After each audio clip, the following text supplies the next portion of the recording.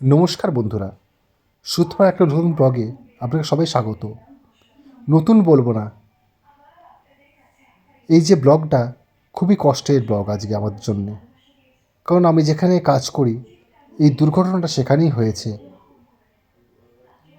একটা বাস নিজস্ব রুটে সে আসছিল, হয়তো কিংবা জানি না, এই পার্সোনাল যার গাড়িটা আছে ওভারটেক করার চেষ্টা করছিল, দেখে সেটাই মনে হচ্ছে। কারণ আমি তো সচক্ষে দেখেছি কিন্তু কিছু বলতে পারি না। তাও এই দুর্ঘটনাটা ঘটে একটুর জন্যে আমি আমার কলিগের প্রাণ বাঁচি। হয়তো অনেকের অনেক তাড়া থাকতে পারে, সেই জন্য হয়তো ওভারটেক করতে গেছিলো। এখানে আমার বলার মতো করে ভাষা নেই, কিন্তু এটুকু বলতে পারি, আপনাদের প্রত্যেকের পরিবার আপনাদের জন্য অপেক্ষা করছে। আজ গতিশীল যুগে আপনারা এমনভাবে কোনো কাজকর্ম করবেন না, কাজকর্ম করাটাই কী বলবো, কোনো ভাষা খুঁজে পাচ্ছি না। বুঝতেই পারছেন এই অবস্থায় ব্লগটা আমি করছি। আমি এটুকু বলতে চাইছি, আপনারা এমন কিছু করবেন না যাতে আপনার নিজের পরিবার আপনাদের জন্যে চোখের জলে ভাসে।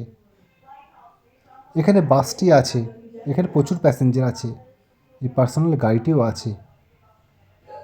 দুর্ঘটনার দায় কার আমরা কিছুই বলতে পারবো না, কিন্তু এটুকু বলতে পারবো আপনারা সবাই সচেতন হন, কারণ সবার পরিবার আছে।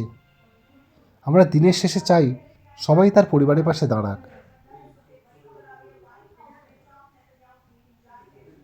তো এটুকু আমি বলবো, যারা আছে তারা সবাই সুরক্ষিত,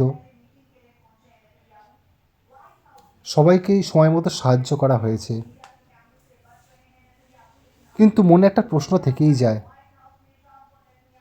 তাড়াতাড়ি বাড়িতে যাওয়ার জন্য এরম দুর্ঘটনা বা অফিসে যাওয়ার জন্য দুর্ঘটনা কি মেনে নেওয়া যায়? আমরা জানি অনেকেই প্রাইভেট সেক্টরে হয়তো জব করে, কিন্তু প্রাণের তো সবার দাম আছে। একটু সবাই মিলে চেষ্টা করি না যাতে এরকম দুর্ঘটনা এড়ানো যাক। খুব খারাপ লাগে, সবাই তো মা বাবার সন্তান, সবার তো পরিবার আছে। গাড়িটার অবস্থা আপনারা দেখুন। আর কিছু বলতে চাই না, এখানে না বলবো সাবস্ক্রাইব করতে, না বলবো লাইক করতে।